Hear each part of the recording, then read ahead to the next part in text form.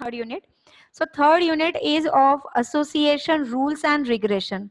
Now in second unit we have seen one algorithm, that is a clustering algorithm from data analytics.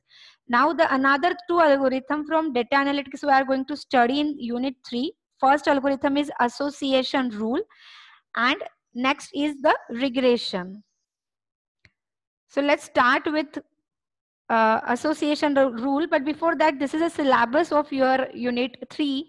Again, it is divided in two parts. First part is about association rule, its overview, one algorithm used in association rule, that is a priority algorithm, then evaluation of candidate rule, case studies, some validation testing and diagnostic. So these are the point for association rule. Then for regression, there are two types of regression we are going to study here, linear and logistic regression, and comparison of these two regression and how these models work of regression in your data.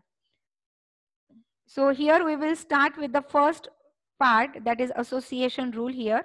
So in association rule, these are the different points we have to study.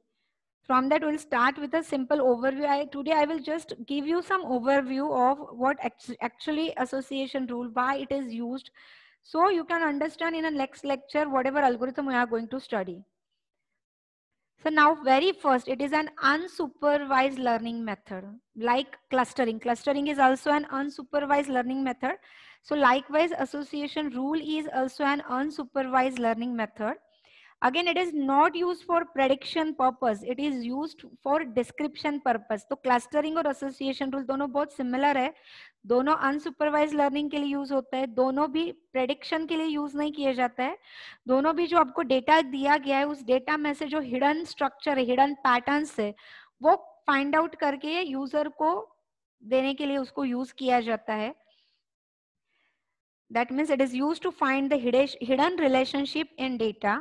The relationship are represented as rules. इसमें जो भी data के अंदर जो भी relationship find out होता है, उस रिलेशनशिप को एक रूल के फॉर्म में रिप्रेजेंट किया जाता है. इसके लिए नाम ही उन्होंने दिया, that is an association rule.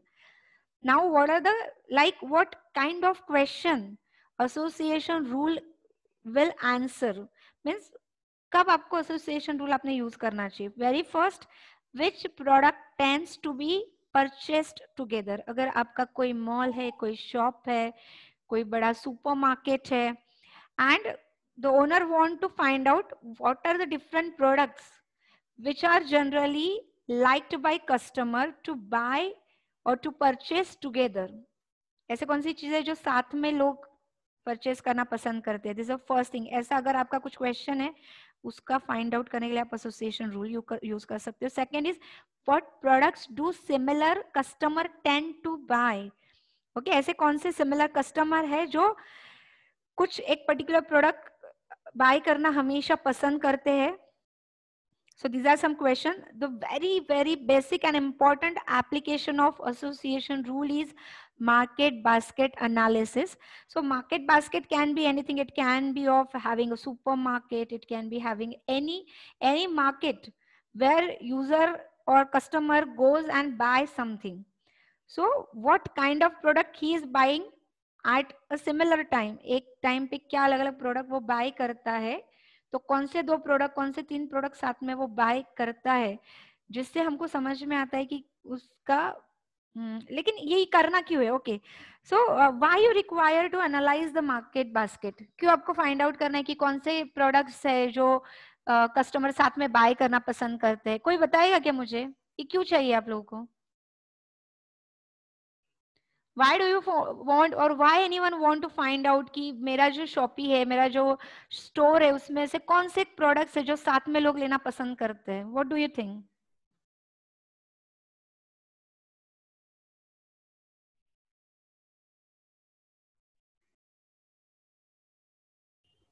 For increasing business. Very good.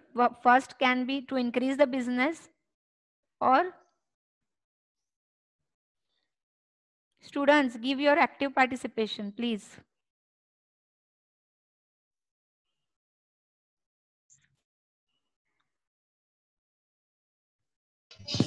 Profit.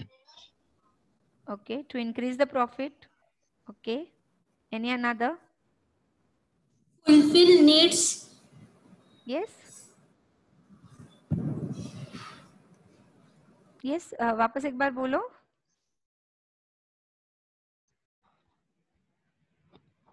Hello. Okay. fulfill needs. Okay, to fulfil the needs. Okay, ठीक है. So let's see why we Ma'am, it require. recommends Yes, very good. Recommends. the user the like जो पहले users ने खरीदा होगा same search करके, तो उन्होंने जो जो लिया है वो उनको वापस रिकमेंड करता है. इफ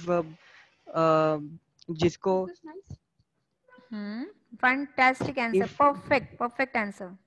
Yes, if बोलो. कोई मतलब अगर बेबी बच्चे के लिए अगर if they take some ऐसा toys or something, if they search for toys or something, then it shows them about the cradle and all, वो झूला Very वगैरह, good. Very कि good. उनको Very ये good. यूज हो सकता है. फिर डायपर्स एंड ऑल उनको सजेस्ट करता है, वेरी गुड. तो उससे सो ये सेल्स जनरली, ज्यादा होता है. राइट, तो जनरली जो रिकमेंडेशन सिस्टम से, देखो आप लोग अमेजोन पे ऑनलाइन शॉपिंग करते हो, स्नैपडील पे, या बहुत सारे ऐप्स आप यूज करते हो, या फिर आप यूट्यूब पे कुछ सर्च करते हो वीडियो, तो ये देखो यूट्यूब आपको कुछ रिकमेंड करता है. बहुत सारे ऐप्स है या बहुत सारे ऑनलाइन शॉपिंग के जो ऐप्स है, आप जब भी कुछ परचेस करते हो तो वो खुद से आपको कुछ ना कुछ रेकमेंड करता है. So how they understood what product, because there are thousands of product they are having in their database. So how they understood कि यही प्रोडक्ट मुझे ये कस्टमर को दिखाना है. सेम ही प्रोडक्ट सबको दिखाता है क्या? No, it is depend on the customer purchase history और इट्स इंटरेस्ट. तो ये कैसे फाइंड आउट किया जाता है? So this is first and best example, like when you want to give some recommendation, so that is an application of market basket analysis. And market basket analysis is done using the association rule. So here I have just added one example कि जब भी कुछ online shopping अगर आप करते हो, तो यहाँ पे वो ऑटोमेटिकली आपको क्या करता है कि रेकमेंड करता है कि customer who brought this item also brought this item, कि कस्टमर जो ये चीजें लेते हैं वो ये भी लेना पसंद करते हैं, और फ्रिक्वेंटली ब्रॉट टुगेदर आइटम्स. तो वो खुद आपको बताता है कि अरे कौन से आइटम साथ में लोग जनरली परचेस करते हैं, या ये आइटम परचेस किया तो कौन सा दूसरा आइटम लोग परचेस करना पसंद करते हैं, या फिर आपने इसके साथ ये भी बाय करना चाहिए. Likewise, so these are the different recommendation which is given. So market basket analysis uses are association rule mining to identify the products and to identify the frequently brought items together.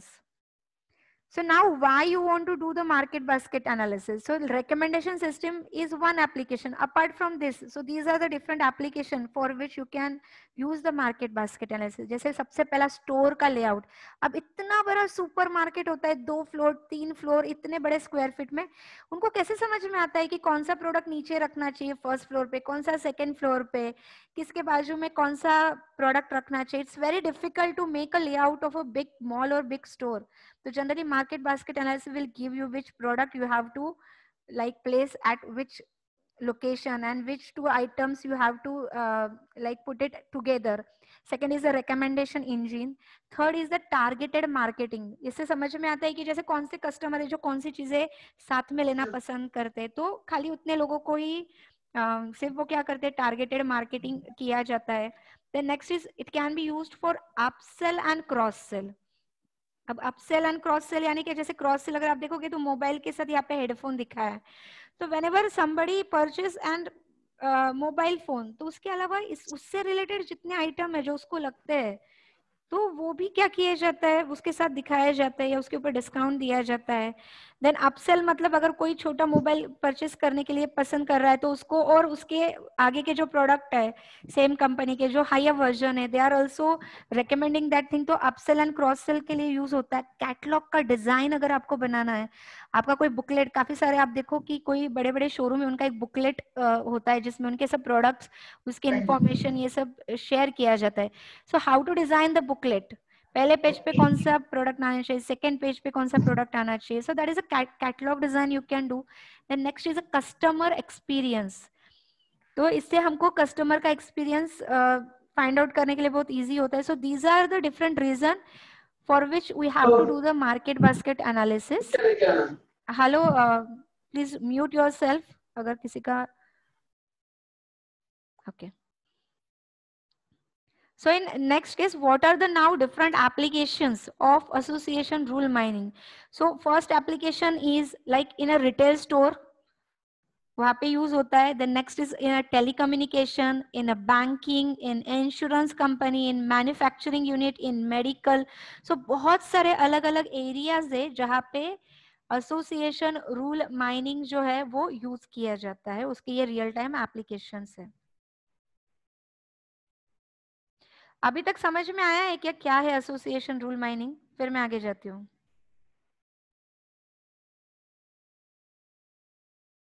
Yes, ma'am. Only one student. Yes, ma'am. Yes, ma'am. Okay. Yes, Got ma'am. everybody got it? Okay, good one. Okay, तो association rule में हमको एक rule मिलता है. वो rule का use करके हम इतने सारे एप्लीकेशंस को हम उससे यूज कर सकते हो. These are the different sectors. ये सेक्टर है जहाँ पे इसको यूज किया जाता है. So now we'll just see one simple example.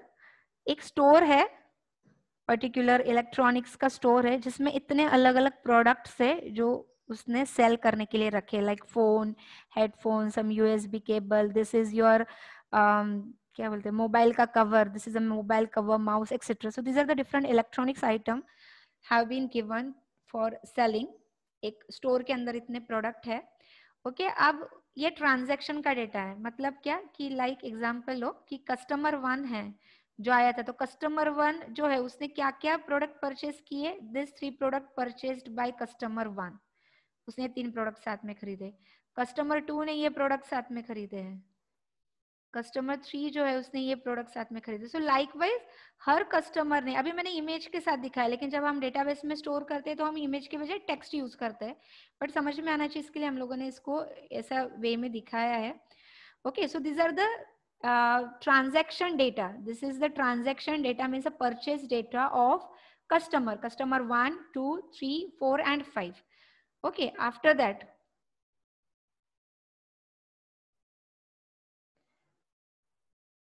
उसने चेक किया कि कौन से आइटम है ये ट्रांजैक्शन डेटा में जो ज्यादा बार साथ में आए हैं. सो यू कैन सी कि यहाँ पे मोबाइल और मोबाइल कवर ये कितनी बार आया है. टोटल नंबर ऑफ ट्रांजैक्शन कितने हमारे 1, 2, 3, 4 and 5. So total number of transaction जो अभी इसमें हमने देखे इमेज में एक्चुअल में बहुत ज्यादा है 5.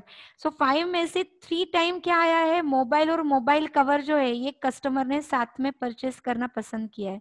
सो they have purchase this 2 item together out of 5 3 times.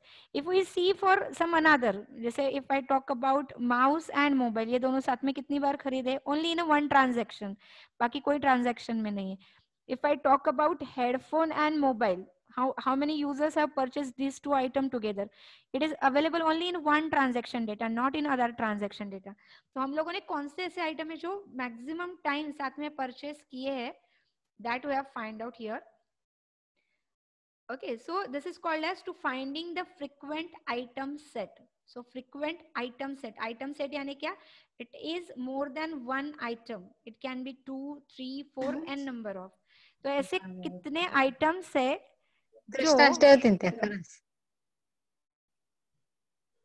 जो यूजर साथ में लेना पसंद कर रहे हैं. Issue.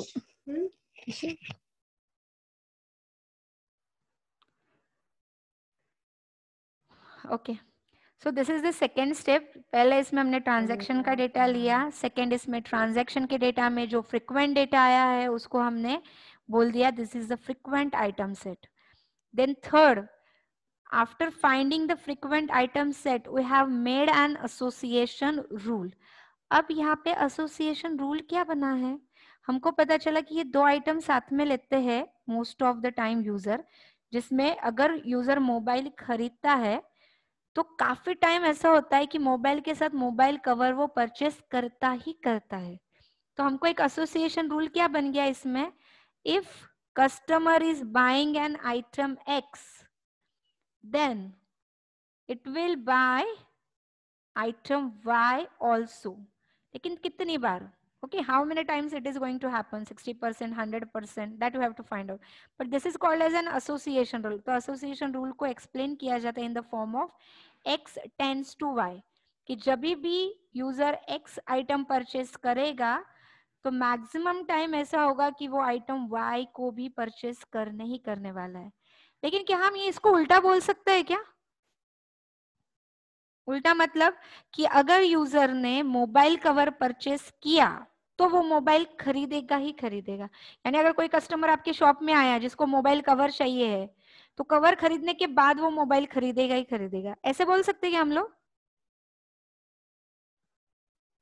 नहीं. नो. है ना, मतलब ये उल्टा नहीं होने वाला है. Means it can not happen कि y टेंड्स टू x, ये नहीं हो रहा है हमारे इसमें, राइट? सो हमारे इसमें जो रूल है that is always x tends to y. It is not and associative property. मतलब अगर x के ऊपर y डिपेंड है तो it is not necessary y के ऊपर x डिपेंड है. So this is an one kind of association rule that we can find out. So this is an association rule जिसमें मोबाइल खरीदता है यूजर तो उसके साथ मोबाइल का कवर भी क्या करता है, वो परचेस करता है. इसके अलावा भी एसोसिएशन रूल जो हमने फाइंड आउट किया है, मोबाइल के साथ मोबाइल कवर खरीदना यूजर परचेस करना पसंद करते हैं, ये कितना स्ट्रॉन्ग है, ये रूल कितना स्ट्रॉन्ग है. Is it really useful? How much % it is useful? That we have to find out. And for that there are number of formulas are there like support, confidence, lift, leverage. So these are the different 4 formulas which actually used to find out how much strong your rule is.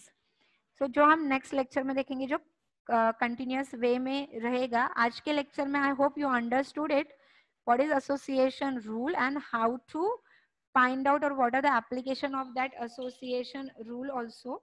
And I also request the student and it's my appeal to student कि जो भी algorithms मैं आपको पढ़ा रही हूँ, try to convert that application in your programming.